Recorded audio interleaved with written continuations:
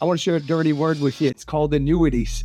You hear annuities and people are like, oh, they're expensive. They're this, they're that. I'm not going to go into all that right now, but there's something called an indexed annuity, and they can provide guaranteed income, and they can provide that you don't lose any of your principal. So I'm not saying any of that's right for you, but a client came in and he showed me all these annuities he had. And he said, Matt, they didn't do anything last year. The market was up and, these annuities did nothing.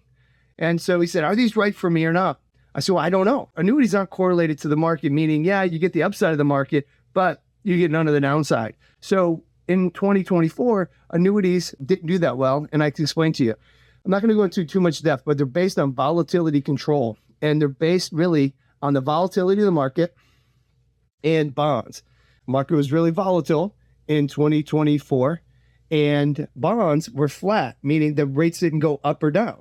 So being based on volatility and being over in bonds, many people didn't get a great rate of return. So are they good? Are they bad? Well, there's a season for everything. And I told this guy, we have to look at everything. So what we did is we reverse engineered his portfolio. He was in his early 60s. I said, well, let's do a cash flow analysis and see, does this fit or doesn't this fit? How much income do you need and how much income do you need over your lifetime? And with the variables of one spouse produces than the other, long-term care or an adverse market, how do these annuities help or are they a detriment to your portfolio?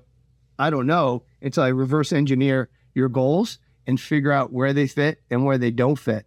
So we can go into more on why annuities perform and don't perform and how they fit in to your portfolio, because no investment's an end all be all. Shouldn't have all annuities, shouldn't have all stocks. You shouldn't just have life insurance, and maybe you shouldn't have all three of them. I'm just saying that each one is going to fit a different situation, and there's no one size fits all with any investment or any strategy.